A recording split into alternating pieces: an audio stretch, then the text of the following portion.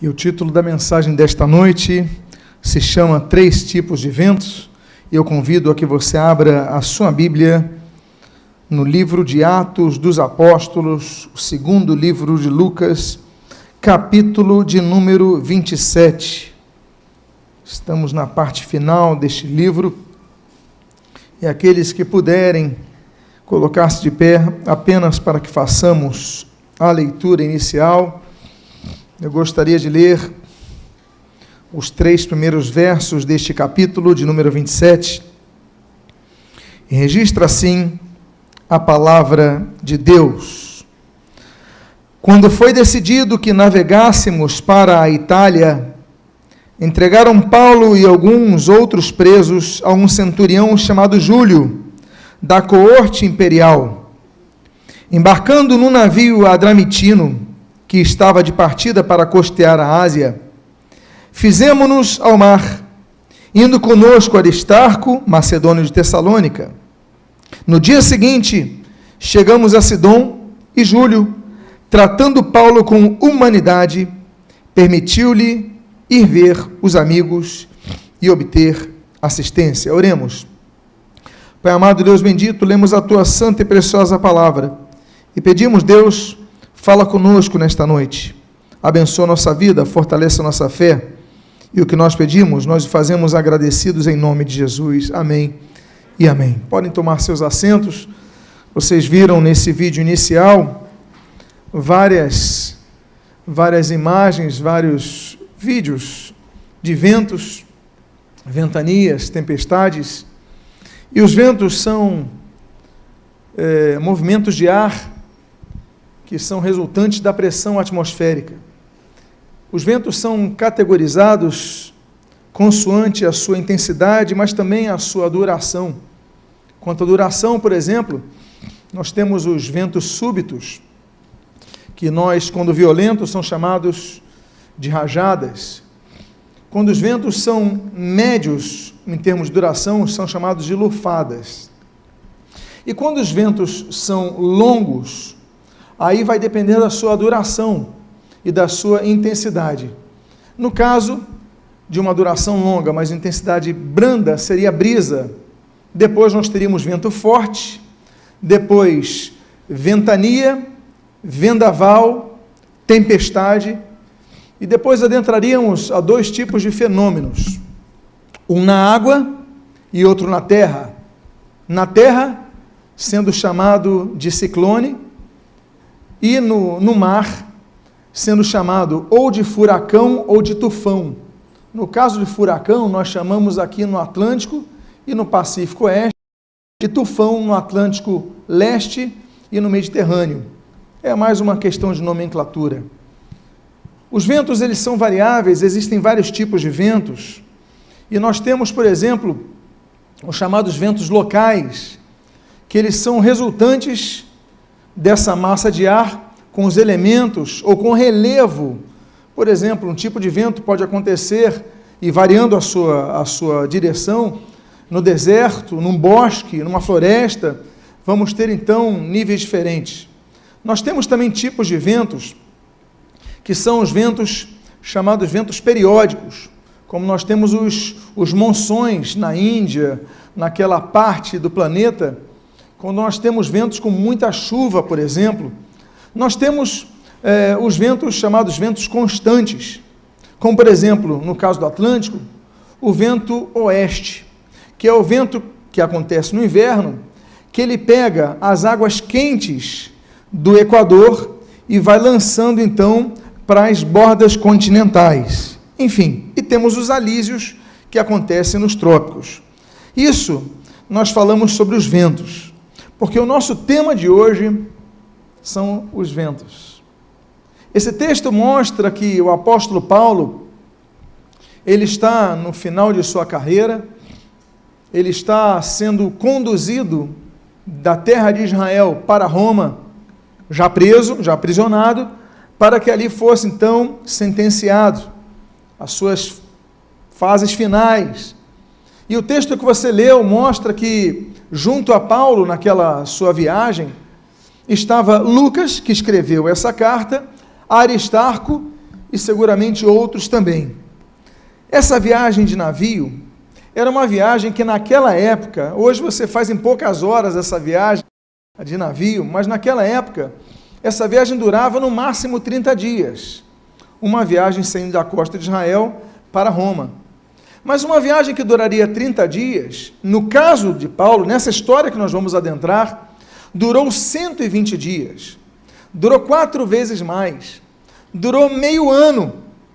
Uma viagem de um mês vai durar meio ano. Por quê? Por causa dos ventos.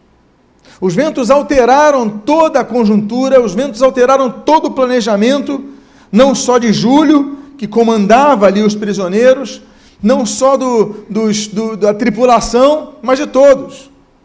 E para você ver que essa viagem que duraria um mês, que vai durar 6 meses, ela altera tanto que foram mudadas 3 embarcações, uma delas naufragou. E essa história, ela aponta a nossa vida.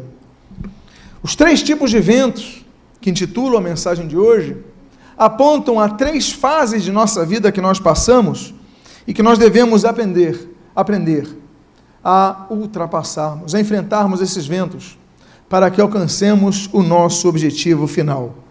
E nesses 3 tipos de ventos, eu quero mencionar dentro deste capítulo 27 de Atos, cada um deles, para que possamos ver o que nós passamos, o que nós devemos enfrentar, o que nós devemos vencer através da ultrapassagem desses obstáculos. O primeiro tipo de vento que nós vamos mencionar se encontra no versículo número 4, quando a Bíblia diz: e, partindo dali, fomos navegando abaixo de Chipre, porque os ventos eram o quê? Porque os ventos eram contrários. O vento contrário é muito difícil, ele faz com que a viagem se atrase. Eles podiam ter ido direto a Creta e de lá subido a Roma, mas eles precisam ir margeando a costa, porque eles não conseguem ir para Creta. E eles vão margeando a costa e conseguem chegar até Chipre, vão abaixo de Chipre, porque os ventos eram contrários. O vento contrário ele faz oposição ao teu movimento. Você no vento contrário não pode içar as suas velas, porque ao invés de você ir para frente, você acaba indo para trás. Você quer ir para aquela direção, mas se você levantar as suas telas, você vem para trás. Então o que você tem que fazer? Você tem que remar. Você não conta com o vento a favor, porque o vento é a oposição para a sua vida. Você tem que remar, e para remar você precisa de 2 coisas. Você precisa de força e você precisa de organização. Força, porque remar não é fácil. As primeiras 10 remadas, 20 remadas você consegue, mas imagina horas remando, o seu corpo cansa, você precisa de força e você precisa de organização e disciplina. Por quê? Porque se você remar num ritmo e outro remar no outro ritmo, o barco pode começar a dar voltas. Se vocês remam conjuntamente, e aí nós temos a figura do cooperador nas galéias romanas, por exemplo. Quem era o cooperador? O cooperador, daí vem a palavra no português, cooperar, era a pessoa que ficava com tambor. Os remadores, eles remavam, mas o tambor ditava o momento de você, então, puxar o seu remo. Se ele batesse, pum, você remava. Se ele batesse, pum, pum, pum, você remava no ritmo que ele desse. E aí ele imprimia a velocidade. Agora, se não tivesse um cooperador, e ele tinha esse nome por quê? Porque os remadores eram os operadores. Ele era o cooperador. Ele operava conjuntamente com o grupo. Então, ele impunha o ritmo, mas se ele não impusesse o ritmo, um remava agora, outro remava depois, e o navio daria voltas. Para vencermos obstáculos, amados irmãos, nem sempre nós teremos ventos a favor. Muito pelo contrário. Às vezes enfrentaremos ventos contrários para alcançarmos nossos objetivos, o nosso crescimento espiritual, as nossas vitórias espirituais, nossas conquistas, nossos sonhos. Muitas vezes os ventos vão ser contrários às nossas vidas, e nós precisamos nos organizar, nós precisamos nos disciplinar, e nós precisamos nos esforçar, porque se não pagarmos esse preço, não conseguiríamos alcançar nossos objetivos. O Senhor Jesus não disse que seguir o Evangelho era fácil. Hoje nós vivemos numa sociedade, cada um diz que é cristão e segue a sua vida de pecado. Se você perguntar a uma grande parte da população europeia, vai dizer, somos cristãos, nós somos protestantes, nós somos todos, mas aceitam todo o pecado. Eles não lutam, eles simplesmente têm uma religião, mas não têm vida com Deus. O Senhor Jesus, ele não falou que seria fácil, ele falou que são 2 caminhos. O largo daria para a perdição, mas o estreito daria para a vida eterna. O Senhor Jesus, ele diz, olha, se alguém quiser me seguir, negue-se a si mesmo, tome a sua cruz e siga-me. O siga-me é apenas o 3º passo. O primeiro passo é o negar-se a si mesmo, e o segundo passo é carregar a cruz. Olha, negar a si mesmo é muito difícil, é negar a sua própria vontade, é negar o seu próprio desejo.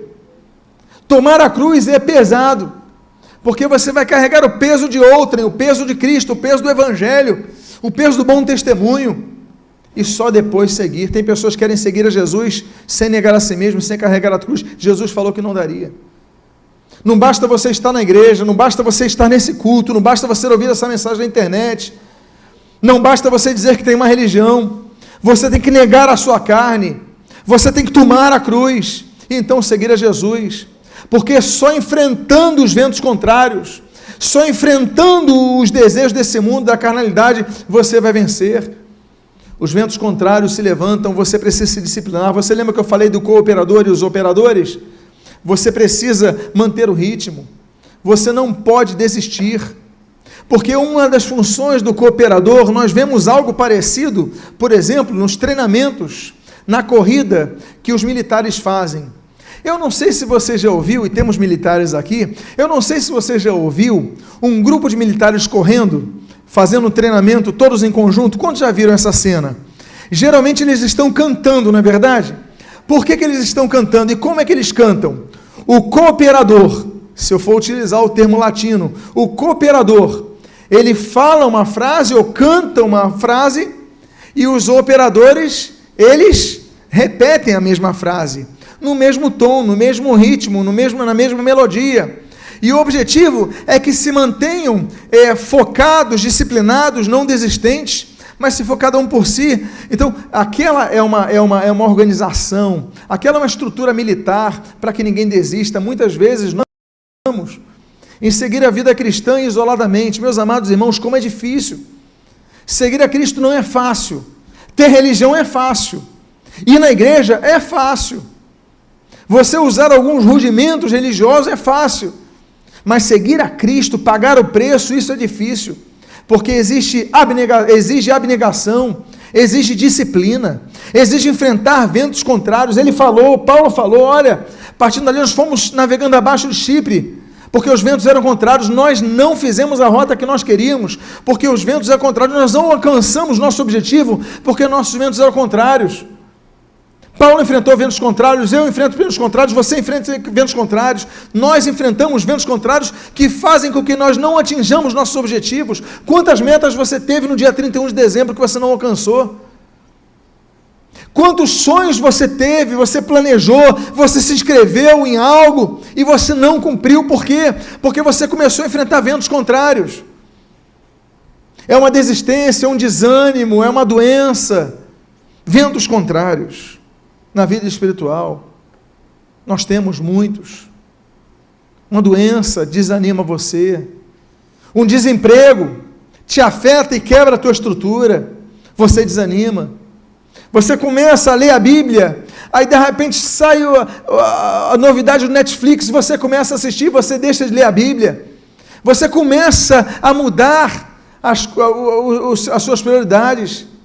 O pecado, ele começa a te oferecer facilidades, e os ventos são contrários, e você não consegue chegar ao seu objetivo, não consegue chegar a Roma, não consegue chegar à Península Itálica, nem consegue chegar a Creta, porque os ventos são contrários. Sofrimentos nós passamos dificuldades, passamos por doenças, passamos por desempregos, passamos por crises familiares, todos passamos. O Senhor Jesus, ele falou em João capítulo 16, que nós passaríamos por problemas. Ele falou isso. no mundo tereis aflições, mas ele disse, mas tem de bom ânimo, porque eu o quê? Venci o mundo. Por isso que a Bíblia diz, Atos capítulo 14, para nós permanecermos firmes na fé. Por quê? Porque através de muitas provações nos importa entrar no reino dos céus. Nós devemos estar firmes. Tiago fala que os discípulos sofreram e o sofrimento deles foram exemplos para todos nós. 1 Pedro 2 fala sobre isso, nós devemos estar preparados para sofrer injustamente, ventos contrários, perseguições. Aí você desanima, aí você vai fraquejando. Então, o primeiro tipo de vento são os ventos contrários. Esse capítulo nos mostra a seguir um segundo tipo de vento. E esse segundo tipo de vento se encontra no versículo 7 e no versículo 8. E como por muitos dias navegássemos vagarosamente, havendo chegado apenas de fronte de Cnido, não nos permitindo o vento ir mais adiante, navegamos abaixo de Creta, junto de Salmone, e costeando-a dificilmente, chegamos a um lugar chamado os Bons Portos, perto do qual estava a cidade de Laséia. Eles conseguiram chegar, essa foto eu tirei lá, na cidade hoje, de Bons Portos, hoje o nome é Heráclion, capital de Creta, e essa foto foi quando eu fui fazer um curso por lá. Esse segundo tipo de vento é o vento vagaroso. O vento vagaroso é o oposto do vento contrário, porque no vento contrário você tem que guardar as suas velas e remar, mas no vento vagaroso, além de você remar, você coloca as velas. Por quê? Porque o vento está muito fraco, você também não consegue atingir o seu objetivo, as ondas são irregulares, e muitas vezes você parado, começa a faltar comida, porque uma das vantagens, se nós podemos dizer assim, que os ventos contrários trazem, é que se faltar comida, você issa a vela, retorna e vai para algum lugar que tem alimento. Mas quando não há vento nenhum, quando o vento para, são os ventos vagarosos que Paulo fala nesse texto, como você pode ler ali, por muitos dias navegássemos vagarosamente, você não consegue sair do lugar. Parece que você luta, não sai do lugar. Por quê? Porque nós, muitas vezes, nos envolvemos com situações embaraçosas. Nós devemos nos desembaraçar. Não tem vento? Você então começa a jogar, tem que jogar para você andar pesos desnecessários no mar. Você tem que continuar remando. Tem que torcer para vir um ventinho para ajudar você a chegar no seu porto. E você vê que você não sai do lugar. Navega, só se cansa. Pesos. Situações que surgem na vida e que vão nos fazendo cansar, nos desanimam. Amados irmãos, não são coisas pecaminosas. Esses embaraços são pesos que nós vamos carregando em nossa vida, que vão tirando o nosso foco. Você simplesmente deixa ler a Bíblia diariamente. Você fala, não, já vou no culto domingo, já vou no culto na quarta, não preciso ler a Bíblia diariamente. Você já não tem uma vida de oração. Você só ora no dia do Enem. Você só ora no dia da consulta médica. Você só ora quando vai entrar no avião. Você só ora quando tem uma vontade própria para resolver o problema. Mas você não tem relacionamento com Deus. Você não busca Deus diariamente, você não ora em todo o tempo, você não agradece, você não pede direção, você só pede socorro, você só pede para Deus te abençoar, você não é capaz de dar graças, aí você se distrai, você não tem tempo de oração, você não tem tempo de leitura bíblica. Por quê? Porque o seu tempo está guardado ou no trabalho, ou na televisão, ou na internet. As redes sociais ocupam muito o nosso tempo, você não para mais para focar na sua vida espiritual. São ventos vagarosos, a sua vida espiritual não anda, a sua vida espiritual não desenvolve, e continua aquilo, a mesma coisa, domingo a domingo, mês a mês, ano a ano, e você vai olhar, você é a mesma pessoa que era 5 anos atrás. parece que a tua embarcação não chegou no porto, parece que você não saiu do lugar, parece que não tem vento, parece que você não sente a presença de Deus na sua vida, os ventos são vagarosos, parece que nada te empurra. Você às vezes vai na igreja contra a tua vontade, vai na igreja de costas, vai na igreja porque alguém convidou, alguém forçou, porque você não busca. Os ventos na vida se tornam vagarosos e você não sai do lugar. E eu falei de 3 ventos. E o terceiro tipo de vento se encontra no versículo número 14. Você pode me lembrar qual é o primeiro tipo de vento? São os ventos contrários. Qual é o segundo tipo de vento? São os ventos vagarosos. O terceiro tipo de vento se encontra no versículo 14, quando nós lemos: entretanto, não muito tempo depois, desencadeou-se do lado da ilha um tufão de vento, chamado Euroaquilão. O terceiro tipo de vento é o vento Euroaquilão. O vento Euroaquilão que gera esse tufão é o resultado de 2 ventos. Um vento euro, que vem do leste da Europa, quando ele se junta com o vento áquilo, que vem do norte da Europa, ele gera um tufão.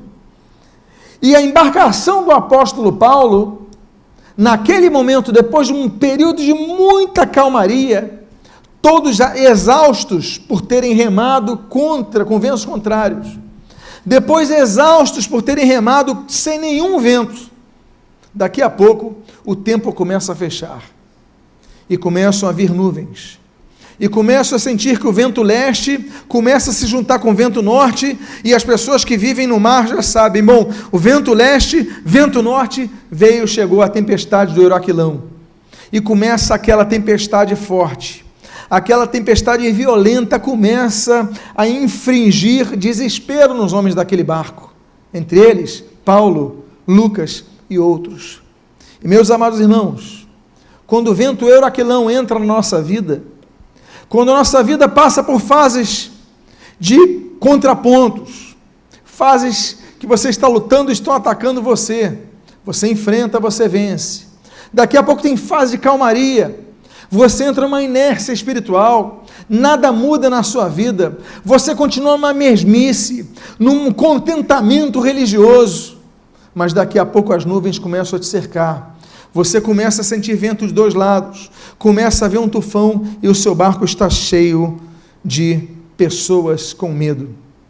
E aí, 4 coisas acontecem quando o Euroaquilão surge em nossa vida. A primeira coisa que o vento Euroaquilão faz se encontra no versículo de número 15. A Bíblia diz: e, sendo o navio arrastado com violência, sem poder resistir ao vento, cessamos a manobra e nos fomos o quê? Deixando levar. A primeira coisa que o vento Euroaquilão faz em nossas vidas, nos arrasta com violência, ele age com violência, ele nos pega sem condições de enfrentá-lo. A sua vida está numa mesmice, está tudo tranquilo, o mar está tranquilo, você está se esforçando, mas ainda que sem vento, você está indo a algum lugar. Mas daqui a pouco vem, e diz o texto, que o navio é arrastado com violência. Uma situação surge na sua vida, e a Bíblia diz, nos fomos deixando levar, ou seja, perdemos o controle de nossas vidas. Quando o vento Euroaquilão se nos acomete, e nos acomete com violência, nós perdemos o controle do barco de nossas vidas, não é o que diz o texto? E nos fomos deixando levar, não adiantavam mais os remos, não adiantava mais a vela, não adiantava mais nada, senão deixar levar. Quando o vento Euroaquilão chega em nossas vidas, nos encontramos assim: Deus, eu não sei mais o que fazer, Eu oro, nada acontece. Eu vou na igreja, nada acontece. Eu busco uma situação, eu vou deixando esse vento me levar. Você simplesmente perde o controle da sua vida. É terrível. É terrível quando nós chegamos a essa situação, e talvez seja a situação que muitos dos que ouvem essa palavra estão vivendo. Mas o pior, o vento euroquilão faz uma segunda coisa. Além de te arrastar com violência e te deixar sem poder coordenar a sua vida, eu fico imaginando, estava vendo um programa de televisão, uma série, quando um sujeito de repente leva um tiro, um homem muito ativo, ele fica paraplégico, não consegue mais se mexer, ele depende da ajuda de outra pessoa para poder se alimentar, para poder fazer as suas necessidades, uma situação que para aquela pessoa foi uma situação extremamente humilhante. Depender de alguém para fazer as necessidades, depender de alguém, a pessoa perde o controle da vida. O euroquilão chega e destrói muitas vezes nosso planejamento, você não tem mais controle, mas tem uma coisa que vai piorando a situação. E essa segunda coisa se encontra no versículo de número 19. O texto diz: nós mesmos, com as próprias mãos, lançamos ao mar a armação do navio. Chegou um ponto que a própria armação, o próprio leme estava atrapalhando, o navio podia quebrar, ele estava seguindo várias direções, porque o vento assopra para um lado, mas a corrente assopra para o outro, ele falou: vamos quebrar aqui, a gente vai afundar, então vamos nos desfazer disso, acaba com o leme, acaba com a armação, acaba com tudo, vamos ficar com o menos atrito possível, vamos seguir, por quê? Porque você fica imobilizado, e a segunda coisa que o euroquilão faz em nossas vidas, é nos imobilizar. Agora você já não tem leme, agora você já não tem o controle da sua vida, você fez um planejamento na sua vida e tudo ruiu, você planejou chegar à sua velhice confortavelmente e chega o desemprego, você tinha uma poupança e agora começa a gastar o dinheiro da poupança, você tinha uma casa, tem que vender a casa, você começa a se endividar, você começa a viver para pagar empréstimos, você perdeu a alegria, você perdeu a paz, você perdeu o controle da sua vida, você chega ao ponto de ter que ligar para parentes para pedir ajuda para ir ao mercado. Eu não sei se é o caso de alguns aqui, mas já ouvi muito disso. E meus amados irmãos, lançamos a armação do navio, porque o euroquilão, quando chega, ele chega com violência. Eu falei que são 4 coisas que o euroquilão faz, e é uma outra coisa muito terrível que o euroquilão faz. A terceira coisa, dentre as 4 coisas que o euroquilão faz, é mencionada na primeira parte do versículo número 20, quando a Bíblia diz: e não aparecendo havia já muitos dias, nem sol, nem estrelas. O euroquilão faz com que nós percamos as referências. Para as pessoas que viviam no mar, numa época que não havia GPS, não havia telefone celular, você dependia de uma cartografia muito limitada, mas uma coisa era certa: eles sabiam onde era o norte. E como sabiam onde era o norte? Para se cartografarem através do nascimento do sol e o pôr do sol, e através da posição das estrelas, não é isso? Eles olhavam para o céu e eles viam: então estamos nessa direção, mas não. A Bíblia diz: já há muitos dias, como você lê nesse texto, já não conseguiam ver sol nem estrelas, perderam as referências. Há pessoas que se perdem completamente, não sabem onde estão quando perdem as referências. As referências do pai e da mãe. Há pessoas que quando perdem esses referenciais, elas ficam perdidas. Uma vez conversando com uma senhora, cujo marido saiu de casa, abandonou a família, foi viver uma vida conjunta com outra mulher. Aquela mulher que conversou comigo, que foi abandonada, ela estava completamente perdida. Não sabia o que fazer, porque toda a vida foi projetada no casamento, toda a vida foi projetada na palavra de um homem que falou: eu vou ser fiel até a morte. Ela se pautou nessa declaração, ela se fiou nessa declaração, ela se entregou a essa declaração. O sujeito sai de casa, ela não se envolveu numa vida acadêmica, no mercado de trabalho, porque confiou que ele manteria a casa, e ela não se preocupou com isso. Agora essa senhora não tinha formação, já tinha uma idade, o corpo já demonstrava delimitações comuns à idade, ao avançar da idade, mas o referencial do lar já não existia. Saiu o marido de casa.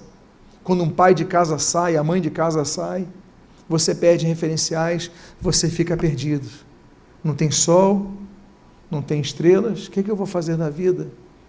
E começa a entrar a depressão, começa a entrar a tristeza, você desiste da vida, você desiste de se alegrar, você começa a aceitar a morte ainda que em vida, você começa a entender que você nasceu para acordar, se alimentar e voltar a dormir. E aí quando você perde referenciais, muitos jovens entram nas drogas porque perdem os referenciais paternos. A autoridade moral de um pai e de uma mãe é perdida. Eles vão buscar outros referenciais. Quando o vento euraquilão entra na casa, você fica completamente perdido.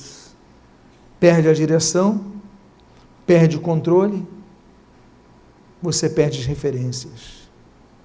Você fica perdido. E como eu falei que há 4 coisas que acontecem no euraquilão, a 4ª coisa que o vento euraquilão faz é ainda pior. É ainda mais grave. Talvez seja a mais terrível de todas que pode acontecer a uma pessoa. E com certeza é o culminar de tristezas, tragédias, infelicidades das 3 outras coisas que o euraquilão faz. O versículo 20 diz: e caindo sobre nós uma não pequena tempestade, olha o que diz Lucas: fugiu-nos toda a esperança de nos salvarmos. Acabou.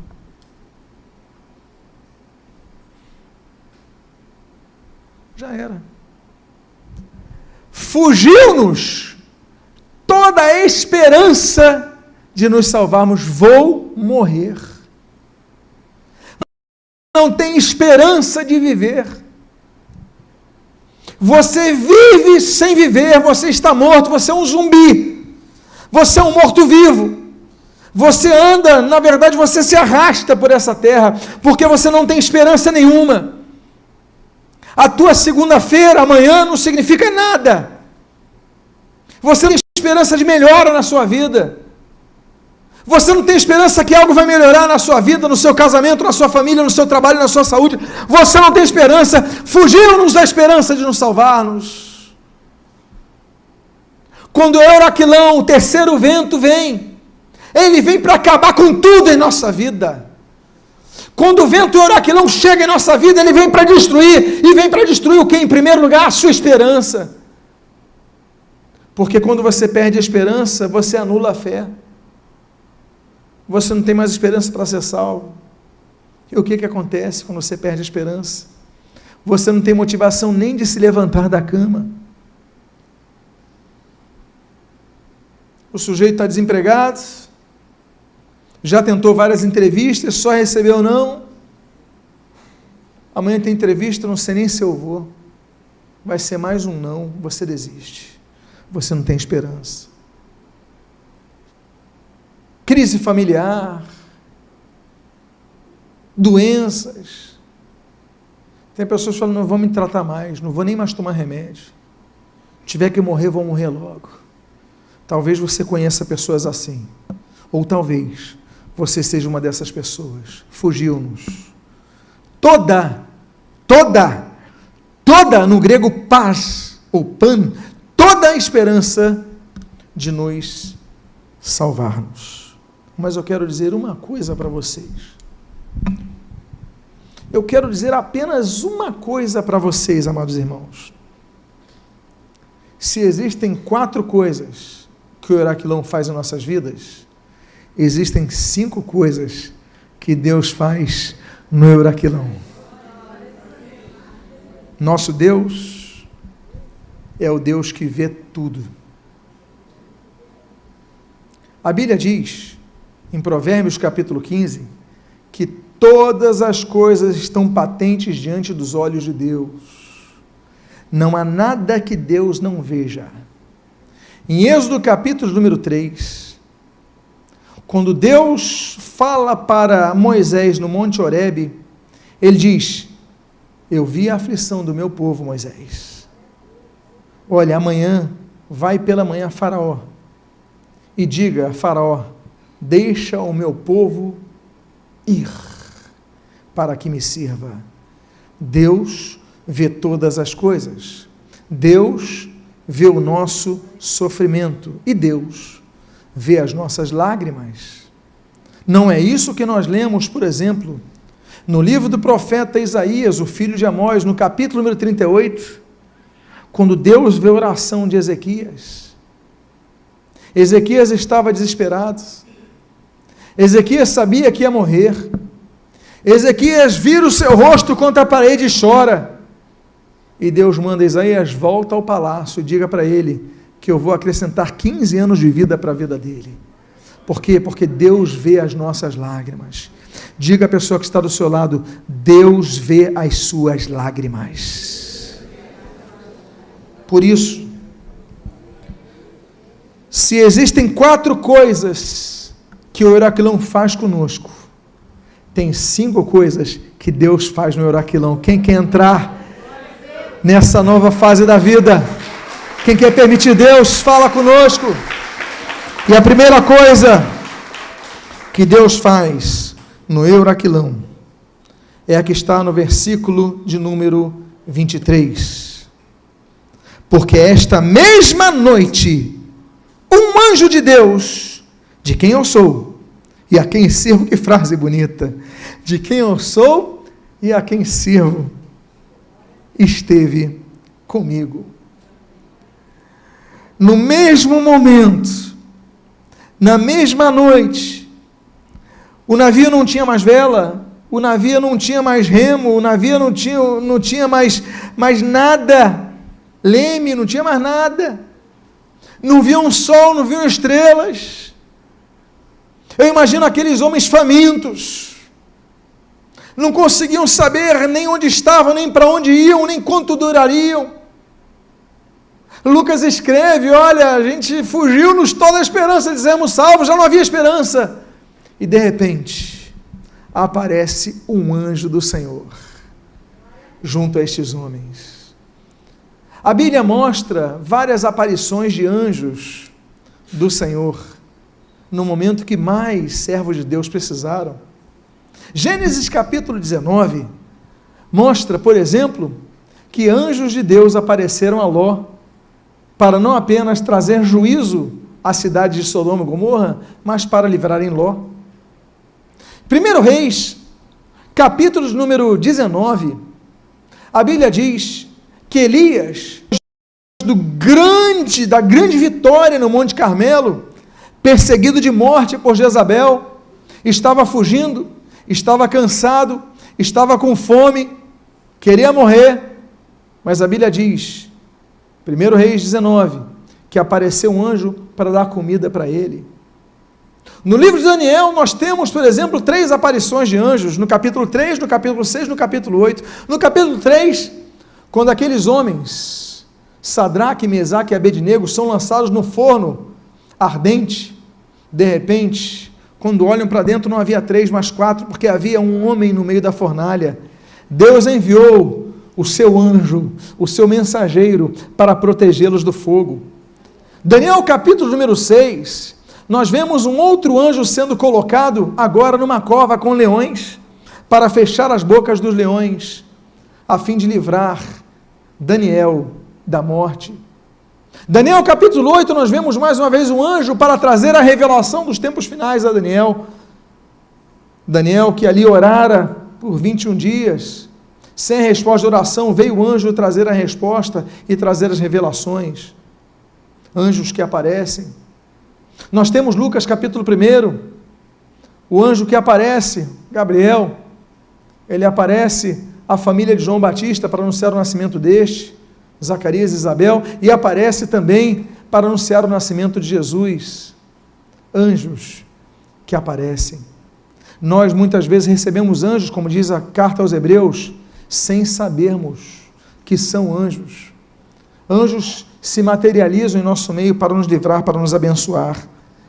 A Bíblia diz que anjos, Lucas capítulo 16, anjos são trazidos para levar os salvos à presença de Deus. Quando nós morremos, não vamos sozinhos à eternidade, anjos nos acompanham. A Bíblia diz, no capítulo escatológico de Mateus capítulo 24, que anjos serão enviados para conduzir a igreja durante o seu arrebatamento. Anjos. Mas o que esse anjo trouxe foi consolo. A Bíblia diz que nós não conseguimos, Jeremias diz, capítulo número 8, nós não conseguimos consolar a nós mesmos. Nós somos consolados pelo Senhor, o nosso bom pastor, como diz o Salmo 23. Olha, o Senhor Jesus fala no início do sermão do monte, bem-aventurados que choram, porque eles serão o quê? Consolados. É por isso que o Senhor Jesus fala em João capítulo número 14, que Ele enviaria o Espírito Santo, que é o Paráclitos, que é o Consolador, para nos consolar. Meus amados irmãos, a primeira coisa que Deus faz durante a tempestade, você perdeu a esperança, você não pretende, não consegue imaginar como você é salvo, Deus envia alguém para falar uma palavra para você e te consolar. E a segunda coisa que nós lemos, a segunda coisa que Deus faz no meio do Euraquilão, é nos trazer não apenas consolo, mas nos tirar o medo. A Bíblia diz, dizendo, Paulo, não temas. Paulo, não temas. A expressão não temas é mencionada na Bíblia por 66 vezes. 58 são não temas. 4 não temerei. 4 não temerás. Por 66 vezes a Bíblia traz a palavra não temas. E se você olhar a Bíblia, ela tem 66 livros.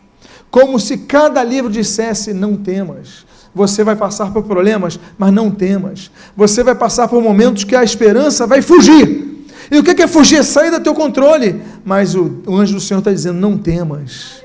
Não temas porque Ele está contigo. Deus está vendo tudo. Diga à pessoa que está do seu lado, meu irmão, não tema. Não tema, não tema, essa fase vai passar, diga a pessoa, esse Euraquilão vai passar. Mas se eu disse que as coisas iam piorando para eles, aí Deus envia o anjo, aí Deus traz a palavra que tira o medo, e Deus faz então uma terceira coisa no meio do Euraquilão. A Bíblia diz, quanto aos demais que se salvassem, uns em tábuas e outros em destroços do navio, e foi assim que o quê?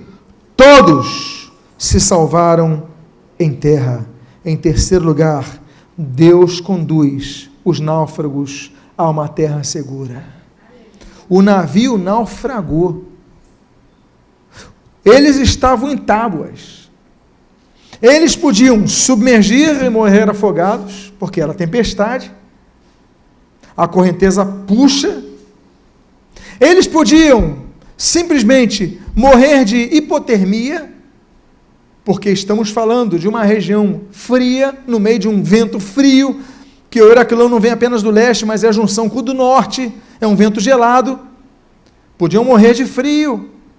Eles podiam morrer através de peixes que os devorassem, mas a Bíblia diz, não temas.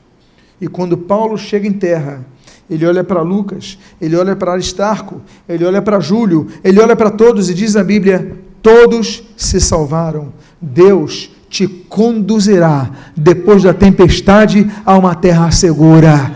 Diga para a pessoa que está do seu lado, você chegará a uma terra segura. Você vai sobreviver a isto. Por quê?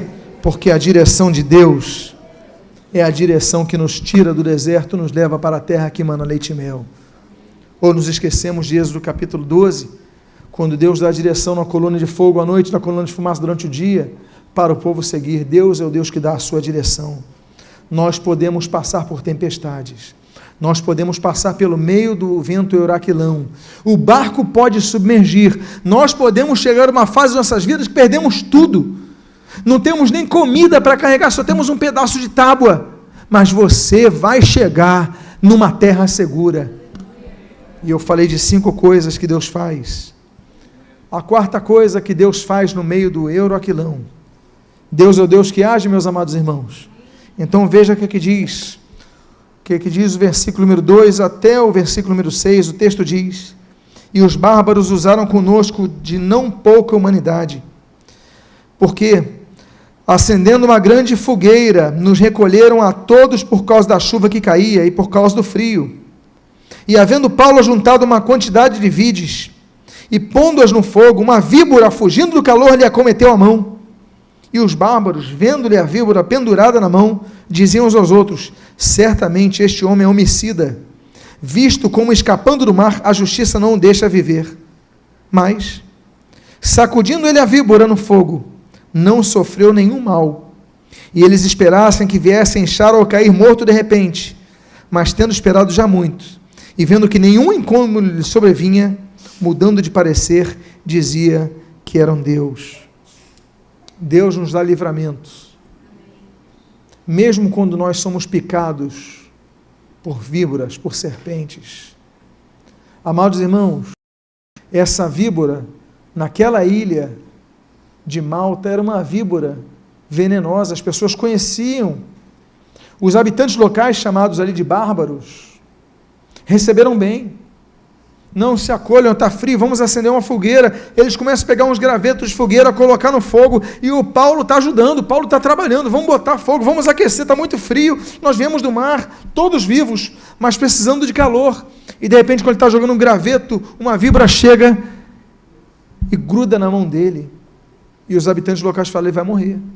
Esse homem é homicida, ele escapou do mar, vai morrer na terra, tem que morrer de qualquer maneira. As pessoas não julgam.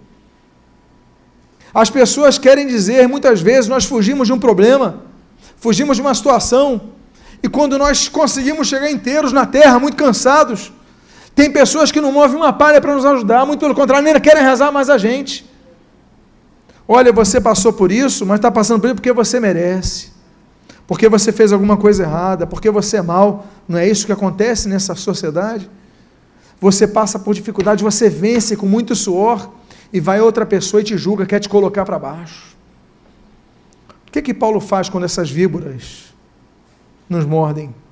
Ele simplesmente mexeu a mão, jogou a víbora no fogo e continuou se aquecendo. Meu amado, minha amada irmã, diante dessas acusações, não dá muito ouvido não, descansa em paz. Tem momento que a melhor coisa é sair de uma rede social. Você se desgasta, você perde a amizade, você perde o sono, você fica doente, você fica deprimido com o que você ouve ali. As pessoas não falam na tua cara, mas falam longe de você, porque não tem coragem de falar na frente. Aí você vai se arrasando, se debilitando, cada vez é mais sofrimento. Meu irmão, apaga isso, você consegue sobreviver, eu te garanto. Eu te garanto, e aqueles que têm mais de 40 anos de idade, 30 anos, sabem que dá para sobreviver sem rede social. Se isso te faz mal, lança fora. Pega a sua mão dessa serpente, joga no fogo e continua a viver. Porque às vezes a gente ouve demais quem quer o nosso mal. E a gente perde a alegria de viver, porque a gente dá muito ouvido a quem nós não devemos ouvir. Então, às vezes, ignora essa pessoa um pouquinho. Tocou o telefone, não é para atender toda hora, não. Vou botar no mudo um pouquinho, depois eu respondo. Porque às vezes a melhor coisa é ignorar. Paulo podia ficar desesperado, a corda me mordeu, eu vou morrer. Paulo chega, sacode na fogueira e continua vivendo.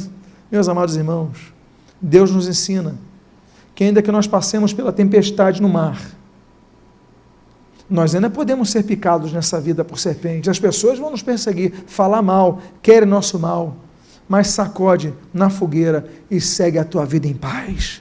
Não perca essa paz que Jesus dá. A paz que Jesus dá é o testamento de Jesus na terra, na vida em terra, João capítulo 14. Então, meus amados, tenham a paz, viva com paz, não perca a paz por causa de quem não merece. Diga para a pessoa que está do seu lado, não perca a tua paz por causa de quem não merece. Quinto lugar, e a última coisa que eu gostaria de dizer, que Deus faz no meio do vento euroaquilão. A Bíblia diz, e ali próximo, versículo de número 7, no capítulo 28, e ali, próximo daquele lugar, havia umas herdades que pertenciam ao principal da ilha, por nome Públio, o qual nos recebeu e hospedou benignamente por 3 dias. Os humildes, Deus ouve, Salmo de número 10, Salmo de número 25, aos humildes, Deus guia. Salmo de número 149, aos humildes, Deus adorna com a salvação. Tiago capítulo 4, assim como Provérbios capítulo 3, Deus resiste ao soberbo, mas dá a sua graça aos humildes. Mas nós devemos aprender a nos humilharmos, para que Deus a seu tempo nos exalte, não é isso? 1 Pedro capítulo 5 diz, humilhai-vos diante da potente mão de Deus, para que Ele a seu tempo vos exalte, poucas horas antes. Paulo estava segurando uma madeira no meio do mar, um pedaço de pau no meio do mar. Poucas horas depois, estava hospedado pelo homem mais rico da ilha, Públio, durante 3 dias tratado como rei, da madeira no meio do mar, com frio, sem nada, 3 dias de hospedagem, 3 dias, por quê? Porque o momento da humilhação, ele vem, mas depois Deus exalta os humildes, porque é a promessa da palavra de Deus. A Bíblia diz em Eclesiastes capítulo 3, porque há tempo de chorar, mas também há tempo de rir. Eu quero dizer para você, você que me ouve nesse momento, ainda que você esteja passando por esses 3 tipos de ventos, o vento contrário, os ventos vagarosos, ou vento euroaquilão, ainda que você se demore mais do que o tempo previsto, era 1 mês, demorou 6 meses, para que ele chegasse no seu objetivo, mas ainda assim, você vai alcançar a tua promessa, talvez não no tempo que você planeje, mas no tempo que Deus planejou. Você vai sair vivo do euroaquilão. Você perdeu a esperança, mas Deus renovou a sua fé. Fique de pé nesse momento. Eu quero orar por sua vida que está passando pelo vendaval. Você que está passando por tempestades em sua vida. Você que está passando por meio do vento euroaquilão. Você que está passando por situações que você diz, meu Deus, Eu não tenho mais esperança para essa situação. Eu não tenho mais esperança para meu problema familiar. Eu não tenho mais esperança para meu problema financeiro. Eu não tenho mais esperança para a minha saúde. A equipe de oração está vindo aqui à frente. Você sai do seu lugar, que nós queremos orar por você. Mas saia com fé. Sai dizendo: Deus, eu realmente perdi a minha esperança. Esse vento está muito forte. A tempestade está muito forte. Mas me trouxestes aqui para ouvir a tua palavra. E o anjo falou: não temas. E a tua palavra diz: não temas. E eu, Senhor, me apego hoje apenas a um pedaço de madeira no meio do mar. Eu sinto frio, eu não tenho mais nada, mas uma coisa eu tenho a tua presença. Sai do seu lugar, você que está vivendo esse momento, porque nós vamos orar por sua vida, nós vamos interceder por você, nós vamos clamar por você, e Deus vai dar vitória. Pastores, venham aqui orar também pela frente. Pai amado, em nome de Jesus, ouve a oração dos teus filhos. Deus amado, em nome de Jesus, ouve o clamor dos teus filhos. Pai, alguns aqui estão chorando, Pai, porque estão fracos. Eles já se cansaram com os ventos vagarosos. Os seus braços já estão fracos, com tanto que se cansaram para lutar contra os ventos contrários. E depois de tudo isso ainda veio aquela tempestade terrível, o Huraquilão. Pai amado, os teus filhos estão aqui na frente. Teus filhos estão orando agora, pedindo: me ajuda, Deus, porque eu estou cansado. Mas eles estão depositando a sua fé em Ti, Deus. Tu és o Deus que envia os Teus anjos a nosso favor, como diz Hebreus, a ministrar a nosso favor. Envia os Teus anjos, Pai, a ministrarem a favor dos Teus filhos. Renova a força dos Teus filhos. Levanta o que está cansado, aqueles cujas pernas estão trôpegas, estão vacilantes. E, Senhor, renova a sua fé nessa noite.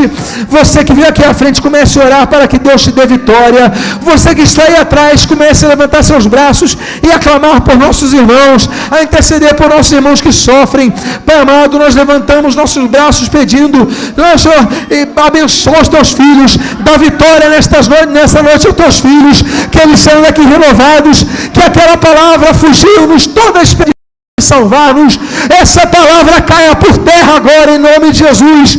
E como diz Miqueias, vá para o fundo do mar, Pai amado, em nome de Jesus. Por quê? Porque a esperança foi renovada nesta noite, a fé foi restaurada nesta noite, e eles sim, confiantes em Ti, vão entender que ainda que estejam com um pedaço de madeira no meio do mar gelado e tempestuoso, eles vão chegar em terra, eles vão ser protegidos das víboras, das serpentes, e eles vão ser exaltados, reconhecidos, abençoados, restaurados, honrados por Ti, porque Tu és um Deus que abençoas, Tu és um Deus que tens prazer em galardoar os Teus filhos, em abençoar os Teus filhos. Por isso nós pedimos: renova as suas forças, abençoa as suas vidas, fortalece a sua fé. Pai amado, hoje é noite de uma vitória na vida desses irmãos. Nós cremos nessa vitória, nós nos apossamos desta vitória. Eles testemunharão essa vitória para a glória de Cristo, porque é o mesmo Deus que enviou aquele anjo há cerca de 2000 anos atrás, é o mesmo Deus que vive hoje, é o mesmo Deus que está presente aqui neste local, é o mesmo Deus que conhece as suas lágrimas. Então dá vitória na vida dos teus filhos hoje. E o que nós pedimos, Deus, nós o fazemos agradecidos, glorificando a Jesus Cristo, que é o autor e consumador de nossa fé. Ainda que soframos por um breve tempo, nós chegaremos em terra firme, Deus. Todos foram salvos, diz a Tua palavra. Abençoa os Teus filhos. Ainda de olhos fechados, os irmãos ainda aqui na frente. Eu gostaria de fazer uma pergunta. Alguém aqui nesta noite gostaria de entregar a sua vida ao Senhor Jesus, que está distanciado do Senhor? Se há alguém aqui que quer entregar a sua vida ao Senhor Jesus, está distanciado dos caminhos do Senhor, levante sua mão bem alta e balance a sua mão, se você é uma dessas pessoas. Pai amado, a Tua palavra foi pregada, ministrada, anunciada. Tomamos posse da Tua promessa: não temas. Ainda que eu passe pelo vale da sombra e da morte, diz o Salmo 23, não temerei mal nenhum, porque Tu estás comigo. Ainda que eu tenha ventos contrários, tu estás comigo. Ainda que eu tenha ventos vagarosos, tu estás comigo. Ainda que eu esteja no meio do vento euraquilão, tu estás comigo e nunca me deixarás e nunca me desampararás. Nós te louvamos por isso e pelo que és. Nós te louvamos por tudo, Pai. E nós te agradecemos pela tua palavra. E o que nós pedimos, nós o fazemos agradecidos em nome de Jesus. Amém e amém. Glorifica a Jesus, exalte a Jesus,